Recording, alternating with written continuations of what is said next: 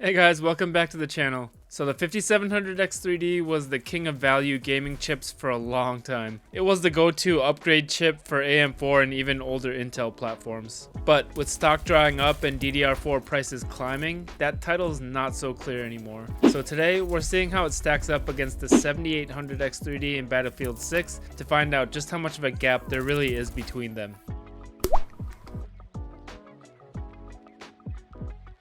Before we get into the numbers, here's a look at the test configurations. The 5700X3D was paired with a Gigabyte X570 Aorus Master, 64 gigs of DDR4 running at 3600 CL16, with the F-clock, U-clock, and M-clock fully synchronized at 1:1:1. I ran a -30 undervolt and had SMT disabled. The 7800X3D was tested on an ASRock X870E Nova with 64 gigs of DDR5 at 6000 CL30. The F-clock was set at 2100 with U-clock and M-clock synchronized 1:1. I also applied a -30 undervolt and disabled SMT for this chip. Handling graphics for both setups was a Zotac 5090 solid. For the in-game settings, I used the low graphics preset to make sure we're testing pure CPU performance and minimize GPU bottlenecks as much as possible. Also doesn't hurt that I'm using a 5090 here.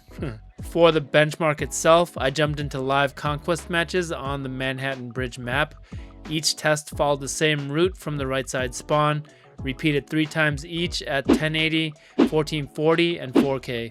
I then averaged those results to keep the comparisons accurate and consistent. So let's get into the results. At 1080, the 7800X3D averaged 219 FPS while the 5700X3D hit 200, giving roughly a 10% difference. Looking at the 1% lows, it was 136 versus 132, and the 0.1% lows came in at 112 versus 111.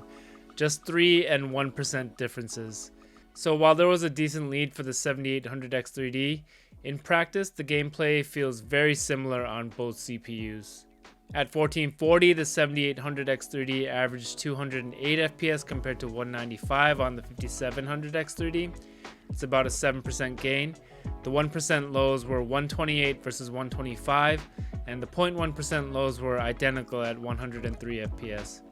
Once again, the numbers slightly favor the 7800X3D, but you'd be hard-pressed to notice a difference during actual gameplay.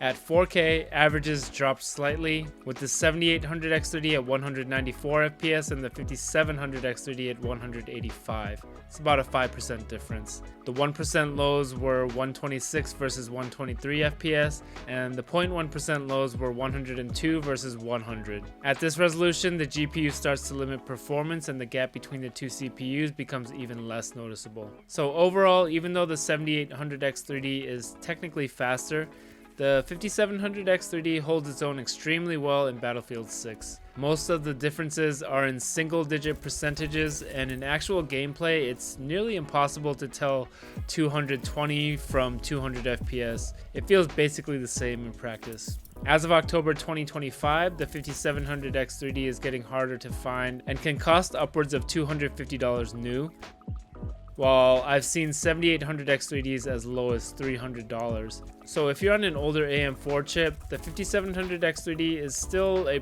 pretty good drop-in upgrade. If you are already on a 5600X3D, 5700X3D, or 5800X3D, I'd recommend going straight to the 9800X3D and skipping the 7800X3D.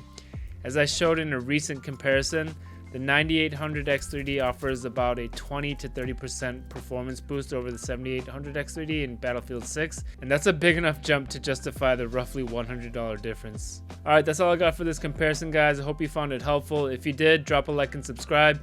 It really helps support the channel and lets me keep bringing you comparisons like this. And if not, no worries, I just appreciate you being here. Thanks for watching, and I'll see you in the next one.